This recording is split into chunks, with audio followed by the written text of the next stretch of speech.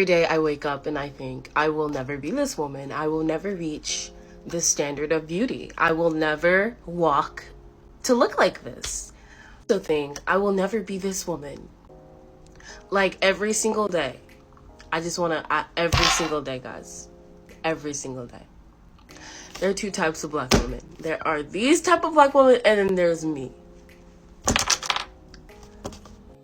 When you are dark skin with Afrocentric features, the way you have to learn that you are not ugly, the way you have to grow into your pretty and your beauty is criminal and depressing, and it should be illegal because it's kind of like a mind spiral for you. Especially like for me, like I grew up with acne and I was always complimented on my personality and my sense of style. So to always be the funny one and the stylish one to now actually being called pretty all the time, because I didn't start getting complimented on how pretty I was until like the last 2 or 3 years.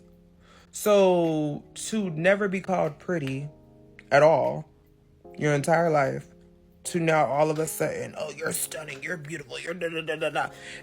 There's a level of hesitation there. It's not that I can't accept a compliment. It's just that it's kind of like, for real? Like, you kind of feel like, for real. And the worst part is, because you struggle a little bit to accept the compliment, or you kind of struggle a little bit like to, you know, stand in it and accept it, a lot of people around you will try to make you feel like, oh, you're insecure or you're this or you're that. And it's kind of like, no, it's not that. Like, I've had to develop my self-confidence and my self-esteem on other things outside of my beauty. And now that y'all are giving me tens and props for my beauty, I don't know how to take that, if that makes sense. And I know I'm not the only like dark-skinned person with a big nose and big lips that feels like that. I know I'm not. So yeah. Anymore, 'cause I won't be there for you like I was before. I should. I got an Uber bitch to the moving computer dick. Bounce. Let's talk a little bit about featureism, because I feel like a lot of even black women are extremely featurist, extremely colorist and featurist. It's a combination of both. It's not just that women are darker, because sometimes it don't matter. You know, you can be dark, but they'll still accept you if you have looser textured hair, or if your features aren't as prominent as some other black women's features are. You know, it's not just your skin. I was thinking about that, and you seen a new Romeo and Juliet, and there was a lot of discourse about Juliet, the black girl that's playing her. Obviously, you got the racist people, but you also have a lot of black people who are saying, well, she's just ugly, she's just not attractive. But when I look at her, I definitely don't see an ugly girl. I just think that she has features that y'all are uncomfortable with. Once again, black people can sometimes be the most colorist, the most featurist. It's like we are sometimes only so comfortable with certain black looks. Like, yeah, we want a black woman to play this role, but she has to look a certain type of way for us to have comfort. You know, we see that in everything. Even with Princess Tiana, we see when they had made her hair very loose textured or whatever. Like, black people are even very, brainwashed. When you look at black American women, a lot of them, it's not that they're changing their skin color, it's that they're changing their features. That's why they touch their noses. That's why they make sure they have a certain body type, because they know that, like, there's a very specific aesthetic you need to have in order to be, aesthetically pleasing to the eye if you're going to be below a certain shade. If we look at certain celebrities, we can look at, a SZA, how over time her nose changed. It became smaller. We can look at Summer Walker. We can look at even the women who didn't have necessarily a nose change, but just has the black dark-skinned women that we view as, beautiful, who have smaller features. Ryan Destiny, for instance. It's a few I can name, but the point is like, black women, dark-skinned women specifically, there's a very specific look that we deem as acceptable, and they know that. So I just feel like we really have to be cognitive of that, because it's sad. It really is that. For years, Black people's features and skin color and hair texture were made fun of. But why is that? So I have a theory about this, and it goes to jealousy, right? I have a theory that the white race has always been jealous of Black people. When people are jealous of other people, they try to make them feel bad or feel inferior. That's actually a thing people do. So, and the reason why I believe this to be true is, you guys gotta think, they copied not only our music, we had country music first. It's crazy to me, we had country music first, but Beyonce is having an issue trying to get recognized because they straight up stole it from us. We're not even going to talk about just the land that they stole. They stole our music, our style. Our food is better. We were able to turn what they call scraps, slave food, and we turned it into a whole meal that we call soul food today. We are talented. We can jump. Our skin is just so... Not only is just our skin so unique, dark skin, like our skin color, our melanin don't crack. Our hair is the most versatile hair out of all the races. Our hair can stick, it's curly, straight, kinky. We can get away with mostly all of these hairstyles that other races have a hard time doing. Anytime I see a Caucasian boy with locks, I know he had to put all kinds of gel and mud and stuff to make his hair. I don't know what they use exactly to make their hair matte like that. And it's no shade, it's just the truth. Our hair is more versatile, but with all that being said, we had allowed for so many years to allow the white man to make us feel inferior. They did all of that mental bullshit on us through slavery and Jim Crow, making us feel inferior through survival and whatnot, taking our babies through slavery, all of these crazy things that they've done to us. In today's time, we have still kind of allowed them to make us feel inferior in a way when we hate our own features. Like, at some point, we can't allow what the white man has tried to do to us to allow us to still feel insecure about our features. They can't stand a confident Black woman, or a man for that matter. Let's talk about it. We talk about this all the time on my channel. We talk about this all the time over here. They can't stand a confident Black woman. I don't care if you unambiguously Black, if you an exotical Black, if you're biracial and mixed with some Black. They can't stand it. Black people we have always been the trend. Always. Our music is better. And this is not just my opinion. When I'm watching a commercial, a Walmart commercial, 9 times out of 10, they're going to be using a whitewashed version of a hip hop song. For the most part. I don't ever hear no Taylor Swift music coming out of a Walmart commercial. We are the standard of beauty. You know how unambiguous women always say they're the blueprint? I mean, I get that, yeah. Black people are the blueprint. And that's for real. And I'm an exotical saying this, and it's okay. Because I'm not divisive. I've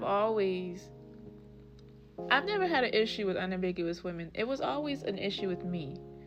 Always. I've always tried to befriend them, but they have always been mean to me, and all of these things. And it's just like, for what? Like, we're supposed to be sisters, but you know how they used to call like light-skinned Black women like light-skinned saviors who stand up for dark-skinned Black women? And it's like, we'll stand up for them, but they won't stand up for us. It's usually not like that. But I've always wanted to help women in general with issues when it comes to self-esteem and self-image, and I have the platform to do that. So when I say I've always wanted to help women with self-esteem, like I wanted to start a nonprofit it was either going to be a nonprofit or I was going to be some type of therapist or start some type of a organization where I help females with their image. It didn't matter what phenotype you came in, what race you came in. I just wanted to help women in general. But it's unfortunate that I do get a lot of hate. I'm not going to say the most hate, but definitely a lot more hate from unambiguous black women. And I was like, I'm black too. I'm monoracially black though, which is the craziest part about it. But we talk about this all day on my channel. For those who are new to the exotical space, and exotical is basically, the term exotical is a slang term to describe a mixed race or mixed looking woman. She either benefits from texturism, featureism, or colorism. And the reason why we do this, why we have an exotical space and separate ourselves, not to say we're separating ourselves, but it's kind of like it was a forced thing. Because for so long we've tried to help and be on dark-skinned women's side, unambiguous women's side. And we talk about this on our channels all of the time, what we go through at the hands of them. And it's not every case, but a lot of us have been through some shit. And it's like we feel ostracized for the most part, even though we're black, even though we have black in us. We still feel ostracized. And they always used to say, acknowledge your privilege and not acknowledge your privilege. And when we do that, we still get backlash. So it's like, damn if we do, damn if we don't. We don't feel accepted a lot of the time by our own people. So what do people do when they don't feel accepted? They form their own communities, and that's just all this is. It's you know what I'm saying? That's all this is. But I'm still a black woman, and I care. You know what I'm saying? I do. Other races really do think our features are attractive. They try to make us feel inferior for so long, but then we got what's her name? The Kardashian girl with the lips. They're trying to get butt injections and stuff like that. They're trying to mimic our features. The hairstyles, And I hear some people saying, well, black girls get their hair straightened and all of that stuff. You're right, our hair is very versatile. And, this is a very nuanced channel. I talk about beauty enhancements a lot.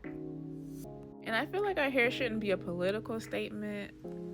Our hair can be a powerful tool for self-expression and creativity. Allowing an individual to explore different styles and textures. It's just, it's a fun thing. It's not supposed to be political. Our hair, some women will only wear their hair in like a afro because they want to show that they're pro-black. Just be black. Be proud to be black. You don't have to be politically with your hair. You know what I'm saying? I get it. I get the idea behind being political with the hair, but our hair is a form of self-expression. Men are starting to play around with their hair too, different styles and whatnot. There's men hair extension locks now. I just found out about those. It's okay to express yourself with your hair. It doesn't make you any less pro-black to want to wear your hair in a certain style. You know what I'm saying? But let's just be real about the braids. Our hair can hold braids, like the more kinky your hair is.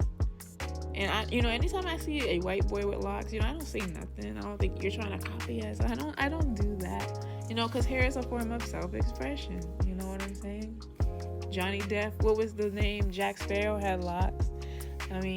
It's a form of expression for real. Hair shouldn't be like a race thing.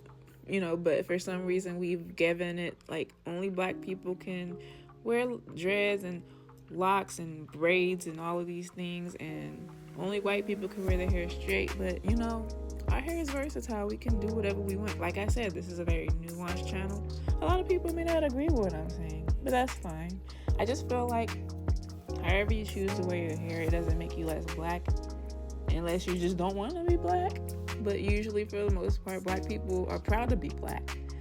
It's just like, it feels like as a black woman, people will shame you for wanting to express your hair in a certain way.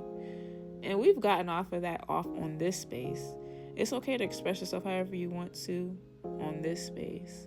So if you don't like what I said, you don't have to keep watching any further. It's cool. That's just my opinion. This is my YouTube channel, my opinion, and that's it. I'm just giving my opinion. Very nuanced. I was natural 3 times in my life. I currently have a relaxer, but I was natural for a couple of times in my life. I had to teach myself to how to be natural because growing up, my mom put a relaxer in my hair.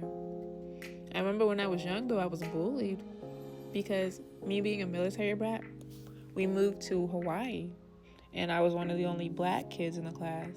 And like I said, we're the only race of people with this hair texture. So my hair was the only hair that was different in the classroom, relaxed or not, because I had hair bows and stuff. So I was always getting picked on for that. They was picking on me for being black and for my hair and stuff, to the point where I remember being in 3rd grade, grabbing my scissors and cutting the kitchens out of the back of my neck. Y'all know the kitchens that we get the balls? I cut them out of my hair. I will never forget that experience. I remember being in class being sad and depressed because I was getting picked on for my hair texture. It wasn't until I got older I learned to appreciate my hair. Watching Tommy Sotomayor videos, Sergeant Willie P. Lynch. Not Willie P. Lynch, but Sergeant Willie P. I don't know if y'all remember him. This was like back in 2009. Rashida said she was the first person to talk about colorism on the internet, but I've heard these people talking about colorism too on the internet. J Love. They were talking about colorism, and because of them, it made me want to go natural. So I went natural a few times in my life. But I felt like when my hair is type 4 hair. So it's, if you know, you know, and that's all I'm gonna say. But it's a workout trying to manage my hair, and my hair stays dry. No hairstylists act like they know how to do my hair, so it's just like, what am I gonna do with my hair? So I just decided, it was a personal decision to just go relaxer for the 3rd time. I went natural about 3 years ago.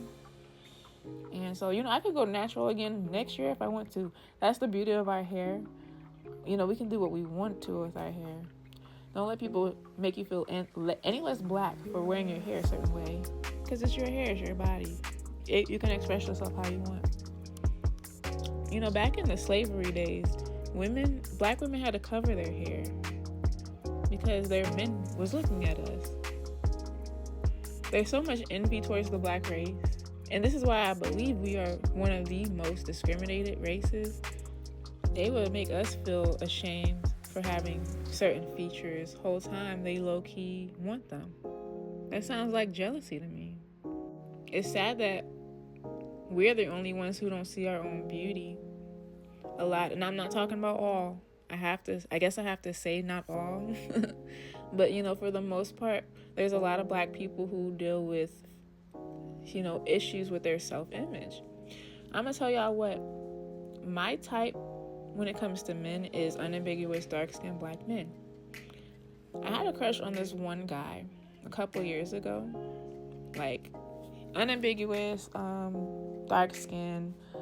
I'll put a picture on the screen of somebody who he looks closely to. But I had a huge crush on him, and to the point where I'm very confident for the most part. So when I like somebody, I'll give them hints and stuff, because I'm not going to just approach anybody. I'll do little flirtatious things, or I'll do things to get his attention. So I'll be like, good morning, king, or how are you, handsome, things like that, simple things like that. But he was I could tell he dealt with some type of an inferiority complex, because he would always walk with his head down. He'll get real shy around me and barely talk, but he'll speak to me every now and then. He'll be in my stories on Instagram a lot. But when it came to being in person, he was very much, and I don't know, you could tell he was feeling insecure in a way. And it's unfortunate because, I love the way unambiguous black men, like, they are so attractive to me. Like, they really are. And a lot of them don't see their own beauty. And it's really unfortunate, But, you know, I've always had a heart for helping people, especially when it comes to self-image. I've always wanted to help people with self-esteem and stuff. So this is what I'm going to use my platform for, even though, you know, because there's no beef with me and unambiguous black women. It's just they always seem to have a problem with me. And I'm just using my platform to express the things that I've gone through. Because for so long, it's like lighter-skinned black people, we're not allowed to talk about our side of what's going on with, you know, colorism, because, you know, we don't experience colorism according to a lot of people.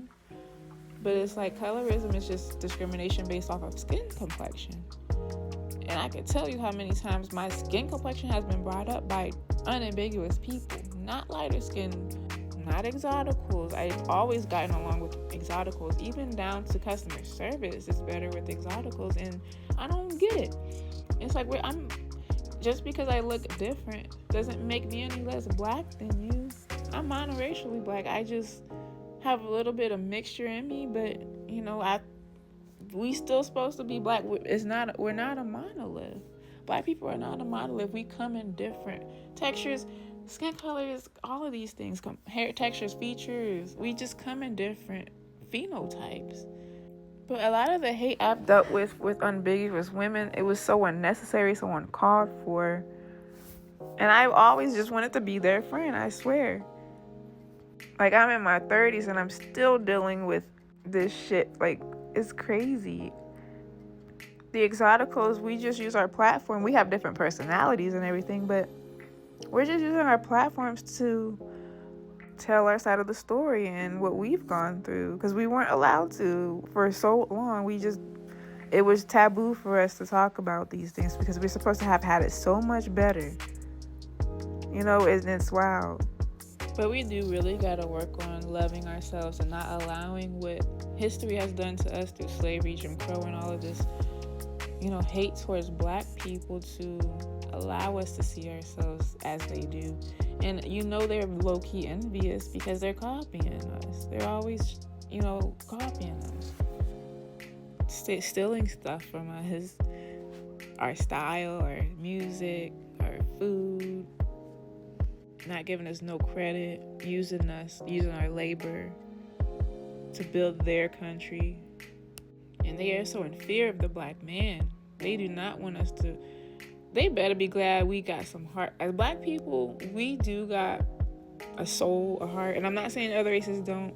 I'm not even about to get deep with that. But I feel like if black people really wanted to retaliate toward with all of the things that we've been through throughout history, they couldn't handle it.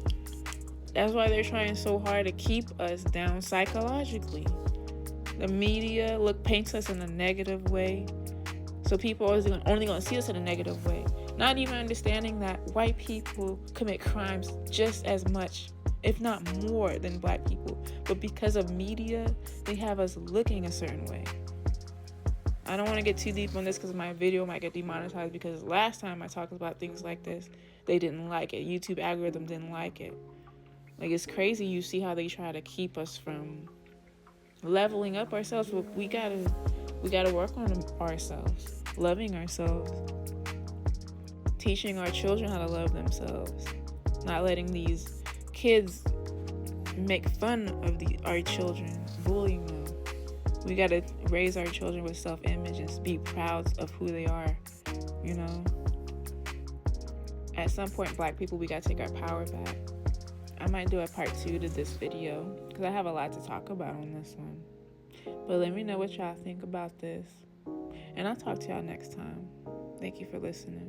Let's talk about how black features became a trend, but only when non-black women have them. For decades, black women were shamed for their full lips, wide hips, and curvy bodies.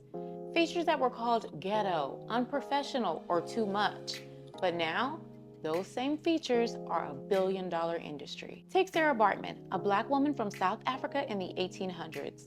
She was paraded around Europe as a freak show attraction because of her curvy body. She also inspired the bustle.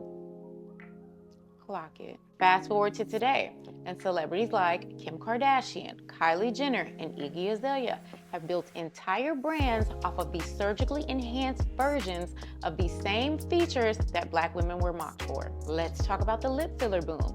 Black women were teased for generations for their big lips. Remember when people said it was unattractive? But in 2015, the Kylie Jenner lip challenge went viral, and suddenly full lips became the standard. Kylie even launched a makeup empire off of it. Then there's the BBL craze. Black women's natural curves were called too thick or unprofessional, but once influencers and celebrities started getting surgical enhancements, boom, curvy bodies became the new ideal. BBL skyrocketed by 90% in the last decade, with people literally risking their lives for a look that Black women are often born with. And now we're seeing some of those same influencers remove their BBLs, dissolve their fillers, as if Black features were just a trend to try on and take off. The issue isn't that these features are popular now, it's that Black women weren't given the same grace.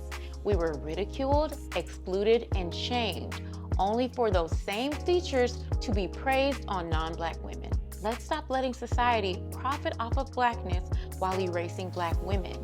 Have you noticed this happening? Let's talk about it in the comments.